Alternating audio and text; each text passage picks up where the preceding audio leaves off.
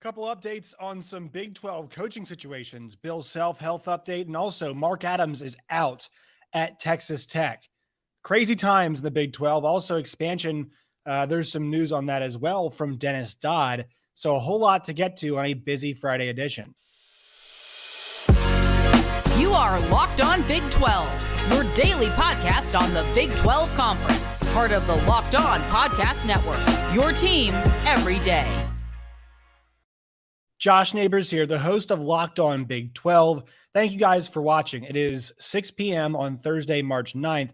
As I'm recording this will air on Friday. Please subscribe to the channel.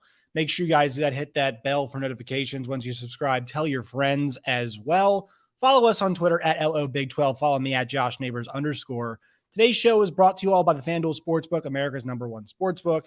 One more note. So the reason why I'm recording these a little bit early is because obviously the week I came back, I was like, great, get back on my normal schedule, record the show during the day and post it.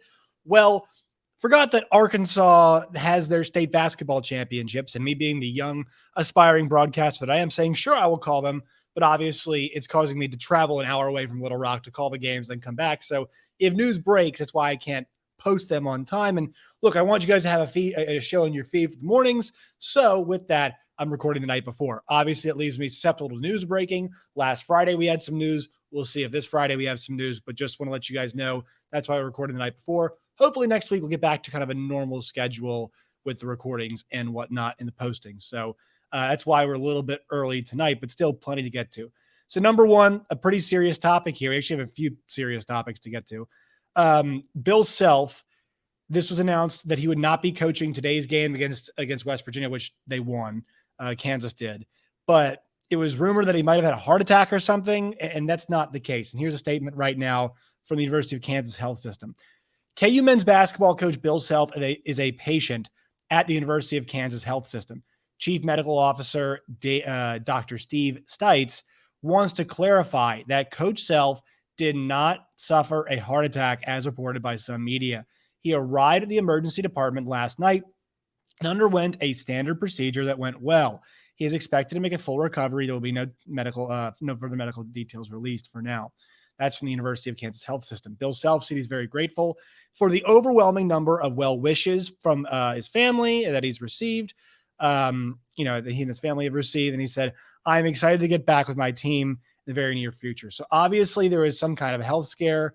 It sucks that it happened right now. The great news is that he is doing okay right now. That's the big news that we have. So we'll monitor that situation very closely. Obviously, KU gets the job done today against West Virginia, pulled away there later on in that game. So we hope Coach Self is doing okay. The second situation we got is Mark Adams is out at Texas Tech. They have parted ways with Mark Adams a year after they gave Mark Adams an extension. And so now that there was talk about him maybe getting canned at the end of the year, but I did not think that this would be coming. I did not think that this would happen. He was suspended after a conversation with a player in which he used language that was inappropriate with one of the players. And then also you probably think that, there's a lot of guys that might enter the transfer portal, but also apparently there are a lot of guys that said that they would not come back if Mark Adams was returning as the coach. So Kirby Hocutt and company kind of had their feet held to the fire. Now they could have just let those guys walk, but it really would have been worth it to just bring back Mark Adams. No, I don't think it would have. So, this kind of weird coaching cycle continues. I mean, I mentioned this last night. I joked. I said Rodney Terry, Texas Tech men's basketball coach Rodney Terry. I'm not 100% sure Rodney Terry is going to get the Texas job. Do I think he should, folks? Yes. Yes, I do. I've been on this train. I've been on this boat. Now, I was speaking with some folks. I think there is some legitimate concern. If you want to, not concern, but there are some question marks about, hey, how good is Rodney Terry as the head man, as a recruiter, having to get a new roster, build through the portal, all that kind of stuff? Because this team was built for the staff, for Chris Beard, but they have a lot of older guys in these teams. They have a lot of transfers that Chris Beard drew in. So he's going to have that challenge of basically rebuilding this team next season. And I'm really fascinated. I think he deserves the opportunity to do it. But, if there's some other situation out there, just say if Coach Cal crashes and burns and he's interested in Texas, which I don't think he will be, That's something I think has to be discussed. What if they think the time is now to get a Grant McCasland? Now, I think Texas Tech should hire Grant McCasland. But I am not convinced Rodney Terry is going to be the Texas head coach. Do I think he should be? Yes. Do I think it's still locked up? I do not think we're there yet. Not think we're all the way there yet. So, tracking those situations obviously very closely and tracking this situation now. Texas Tech searching for a head coach. All right, quick word from our sponsors before we move on with today's show. We are brought to you all by the FanDuel Sportsbook, America's #1 sportsbook. You guys can go there today, sign up. It's free to do. And then when you guys place your first bet, it's a no sweat first bet. So you guys can get up to $1,000 back in bonus bets. So once again, FanDuel.com/lockedon, FanDuel.com/lockedon, FanDuel Sportsbook, America's #1 sportsbook. You can make every moment matter more with FanDuel. So I'm kind of going rapid fire through everything today. Where are we on conference realignment? Dennis Dodd article, Big 12 readies to pounce on four corner schools as doubt creeps in about Pac-12's viability. He said, as Brett Yormark ducked into a waiting car service Tuesday night, might have been the first time he was recognized outside of the office in his new job. Somebody said, that's the Big 12 commissioner, gushed a group standing on the street corner as if Paul McCartney had just walked into a car. He's getting more popular. That's for darn sure. And he mentions how, the Big 12 has done a great marketing effort this time around with the Big 12 tournament.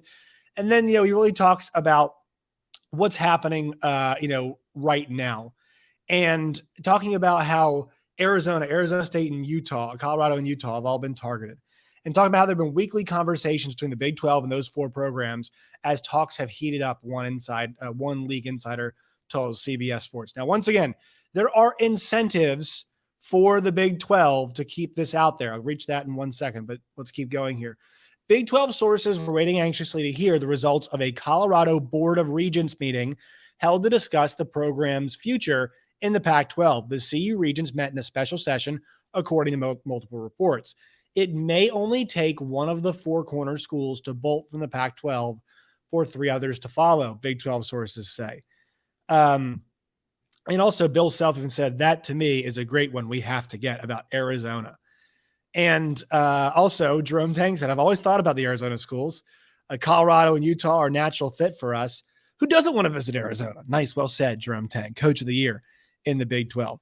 He mentioned the Pac-12 has been mostly closed-mouthed since last summer when USC and UCLA announced they were leaving for the Big 10. So this is where we are. This is where we are right now, right?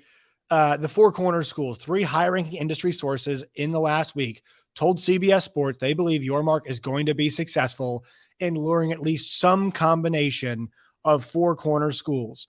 Some went farther, speculating the Pac-12 was a couple weeks from dissolving. The dam breaking, in a sense, one source said.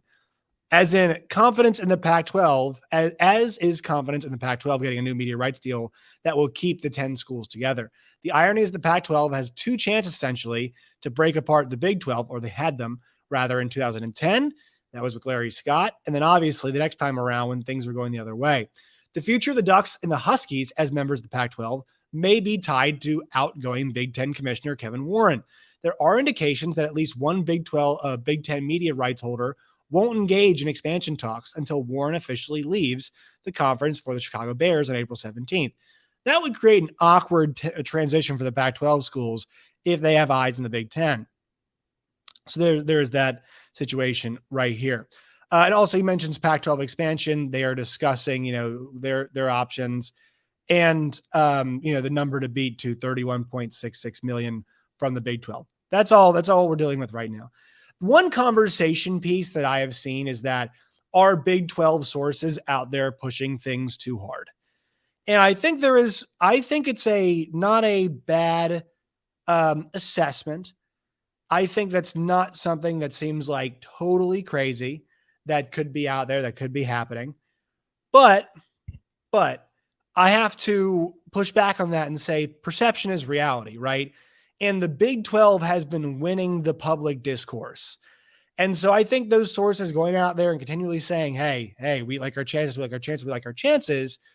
in conjunction with the Pac-12 being quiet, I think if we're being, honest and thoughtful observers, it is positive for the Big 12 to think about it that way, right? So once again, just exploring that. Nothing to the Pac-12. They wanted to have a deal in place by, September 4th is what we heard. And then now they need to have something right now at Pac-12, the conference tournaments, to kind of appease some folks. They don't have anything. They have nothing. Okay, well, they got until mid-April. Okay, but how long can you keep kicking the can down the road? Because you're losing leverage and you're losing it day by day by day. And you're losing security for these schools day by day by day. And the current security and the future security that the Big 12 conference could provide these programs, these schools, becomes more and more appealing. I would want to stop dilly-dallying around and get my ass into a conference if I was Colorado, Utah, Arizona State. You feel confident you have a home, sure, but which one do you think will let you try and be competitive? Because there's no guarantee the Pac-12 is going to help you get towards a direction of being competitive. There's no guarantee in that at all in the future because you don't know how long the TV deal is. The numbers sound pretty low, all of those things. So if that's the case and you're the Big 12 and you're Big 12 decision makers and sources, why would you not keep talking publicly and try to apply as much pressure as possible to the Pac-12 conference? It just makes a ton of sense to keep putting that pressure up. Now, how much of it's concrete and how much of it is not, I don't know. But you have to think about media people like Jason Scheer and then Michael Luke, who we had on the show earlier this week. Arizona media people who are seeing this playing out, who are being like, we're better off in the Big 12. We think that's where this is going to go to go to the Big 12. Not only is that logical, but just think about I'm not saying those guys are subject to, are just easily taken over thought-wise and are just very malleable minds. What I'm trying to say, though, is that if this didn't seem legitimate or like a good idea or like smart reasoning and things weren't trending this direction, those people wouldn't be saying this. If both situations, the Big 12's position of power, which strengthens each day as the Pac-12's weakens, if that wasn't the reality, those folks would be saying, because they want Arizona to do well. They don't care about really what conference is in. They want Arizona to do well and still be able to compete. And that's not the case in other places. So I think it's something we have to seriously consider here. And also, I think the idea, too, is the Big 12 being confident about landing one means they're going to land all four. I think that makes a lot of sense. I think you only get the Arizonas together. I mean, I could see maybe one Colorado coming over, but as soon as they did that, I think others would follow because they need to replace them. Also, there's momentum, too. I mean, the Pac-12 schools are looking for expansion, but it feels like they're looking for replacements. That's realistically what it feels like. They're looking for replacements. It's hard to look to expand at the same time of trying to get a media deal done. Difficult to do. And George Kliavkoff, I think people might say, well, one goes to the other. I'm not totally sure. Not really sure how that's 100% how this thing is going to work. So these are the considerations that we have to have when somebody says, well, the Big 12, man, are they just too relentless? Just the sources out here. I mean, they're so relentless. They just want us to believe this stuff is true. But yeah, I mean, perception though is starting to become reality. I think with all of this, that's the way this is feeling. That's the way that this is trending. Do I have a timeline for this? No. Once again, I think the Pac-12 schools are going to do their due diligence, and they've been giving George Kliavkoff, let's be honest, plenty of time. They want to give him all the time in the world because, as I've said a bunch, as I'll say again, they want to remain in the Pac-12. That's what's best for them. And I think it's what's best for the entire sport. But it looks like that is not, maybe going to become a major conference. Pac-12 folks are selling you on CFP access. That's very true. But under the new CFP, the top 6 conference champions make it, sure.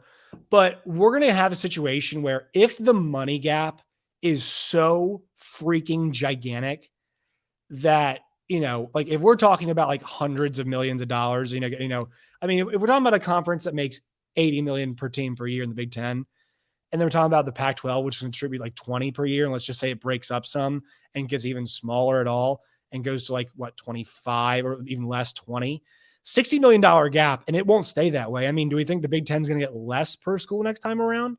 Live sports rights have gone one direction. That is up. That'd be bucking a real trend if it went the other way. And so that gap is going to be greater and greater and greater. And you might have teams make the CFP, but who's realistically competing to win a CFP? And look, like, I think the CFP access is only going to be dispersed between a few schools. I mean, I think about Pac-12 champions, like USC's leaving. You say it was good. Washington's got a chance, sure. Oregon's got a chance, yeah. But Utah, like, that's those three schools. And two of them might leave for the Big Ten and probably should leave for the Big Ten. So, like, what is the real, like, it basically just be like I hate to say this, but like, at some point, it's like, when does it become like a CUSA team making it? Like, it's awesome. It's great they're there, but like, how much are we actually competing here? Look, if it's say, well, Josh, Big 12 teams don't do very well. Well, one beat Kansas or one beat Michigan this year, who, slapped Ohio State and did pretty well against them back-to-back years. Sure, Georgia killed TCU. Yeah, I've been talking about the gap for a while, but like, at least the gap from the Big 12 to those schools is a little bit smaller than what it would be in the Pac-12 if things keep trending money-wise. Because, like, what does the money go to? Facilities, which helps your recruiting, which helps you win, and coaching too, which helps you win, which helps you make more money. Like, all of those things have, like, it's a cycle. And so if you're not putting the right stuff into the machine, if you're not feeding, we're losing visibility and we're losing money and we don't have security, then who wants to coach there? What kids are going to play there because their parents can't watch their games and are hard to watch, or whatever it is, they're hard to watch the games and fans are watching the games. So why will TV networks even want to put you on television? And it's going to keep feeding into itself. And it's a bad situation overall. That kind of balance could be there. Like, once again, the existential question for the Big 12 is, how do you catch the SEC and the Big 10?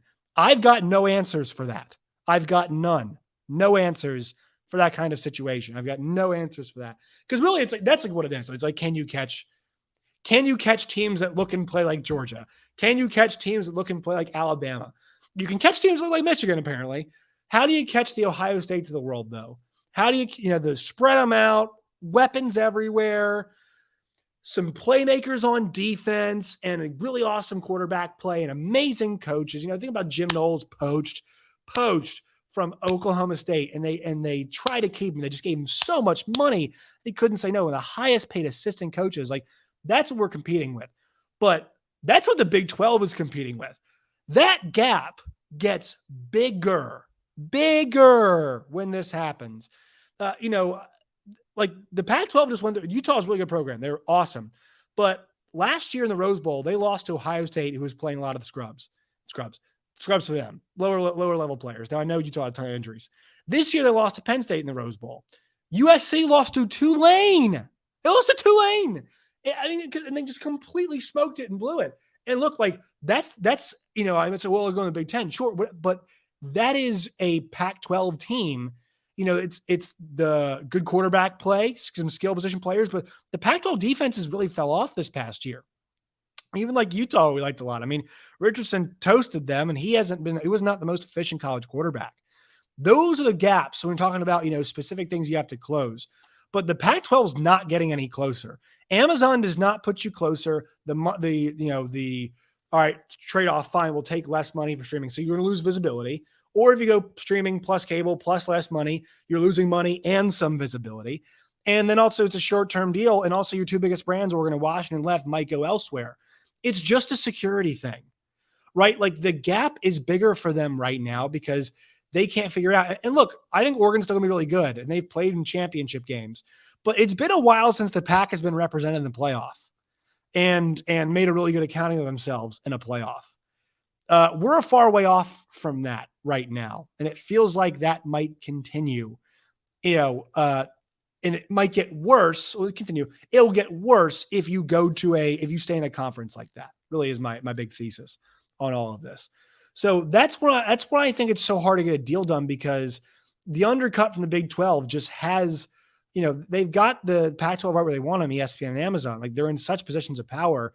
And a company like Amazon, which has been so successful and, kind of crippling the little man for so long, is in such a great spot. And like, they can flex that business muscle that's gotten them to where they are, and they can really enforce in the Pac-12. That's why Pac-12's got nothing going on right now, it feels like. So, that's what we're kind of in the same spot as last week. But once again, every single day, it feels more and more likely. And also, we've got Bill Self and Jerome Tang mentioned. Bill Self this is a must-have. We got to get Arizona in here.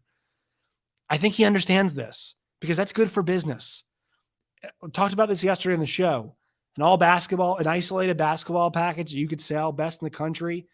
Arizona Hoops is unbelievable. You can get them in there like that. That's more. It's 2 more awesome matchups a year, home and away, and then third maybe in the tournament. That you're just sign me up, throw it in my face, give it to me Big Monday, give it to me Sonic Blockbuster on a Saturday. Do you want that, Arizona? You want Sonic Blockbusters against Baylor, Iowa State, Texas Tech, Kansas, K-State, or do you want 10 p.m. Sonic Block last week, guys? Last week, 10 p.m. on ESPN, UCLA and Arizona. One of the best games that best matchups we're going to get in the conference all year. The best Pac-12 matchup, and get stuck there at that time slot.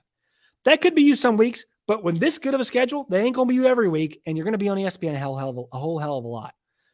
This conference just offers more at this point. It's plain and simple. The Big 12 offers more to a school like in Arizona than the Pac-12 does. Guys like Jason Shear see it. Guys like Michael Luke see that.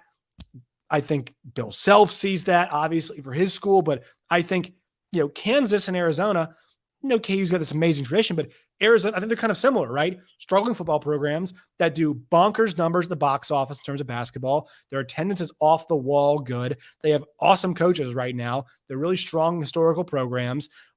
They see if Bill Self sees the value in Arizona should say, should see the value they're pretty similar schools in terms of what they are.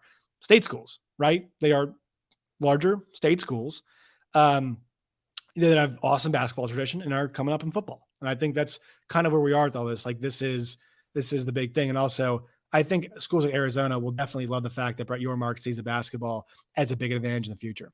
All right, that will do it for today's show. One more word from our folks at Built Bar, then we'll get out of here. Today's show is brought to you all by the Built Bar. Go to built.com today. That is built.com. When you guys do, you guys can use the promo code LOCK15, or you can go to Sam's Club and Walmart. Walmart, 4-pack. Sam's Club, 13-pack of your favorite Built Bars. Go to built.com today. That's built.com.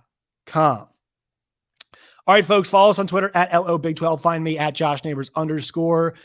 Make sure you guys subscribe here on YouTube. And once again, find us on Twitter, all those fun things. So next time, my friends, as always, stay safe.